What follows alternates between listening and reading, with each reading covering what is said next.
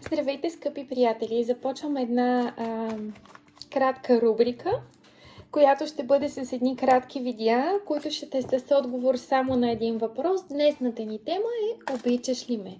Ще започнем с кратка идентификация. Кой е човека, който ще дойде при нас? Кой е човека, който ще дойде при нас, за да го попитаме "Обичаш ли ме?"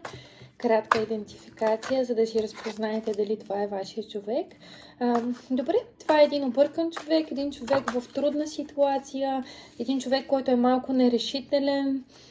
Може би този човек е обвързан именно заради това. Може би сме в извънбрачни отношения или в любовен триъгълник. Определено това е един човек, който се страхува, който знае, че върши нещо лошо, но все пак не може да се сдържи, да не го направи. Това е един човек, който по един или друг начин съдбата му ви изпраща на пътя, съдбата му ви среща заедно на пътя. Това е един човек, който определено не знае как да постъпи, определено няма ресурса в момента, с който да вземе решение как да постъпи и какво да направи. Това е един човек, който е на един жизнен кръстопът в живота си в момента. Добре, да видим. Обичаш ли ме? Ти, човече, който си в такава сложна житейска ситуация, обичаш ли ме?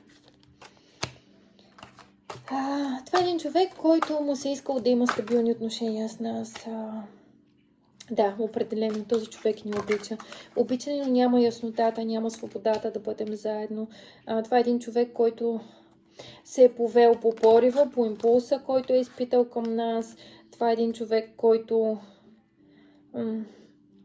въпреки че е бил въвлечен в някакви други отношения, все пак не е могъл да устои на изкушението да бъдем заедно. Вероятно, тук става дума наистина за любовен триъгълник, за скритата жена, за скрития мъж, за още някого, или това е човек, който се разделя с някого, или който наскоро се е разделил, или който дори още не се е разделил, но е влязал своевременно в други отношения. Добре, нека сега набързичко да поискаме съвет от картите за нас, за всички, които се разпознаха в тази ситуация. Съвет от картите, кое е най-доброто да направим за себе си. Картите казаха да размислим, да предпазим себе си, да поставим на първо място себе си и това, което е най-добро за нас, да изберем стабилността, да оценим себе си подобаващо, да си спомним, че наколкото се оценим, толкова ще ни плати живота. Ако ние се оценяваме като втората жена или като още някого, това неминуемо ще се случи.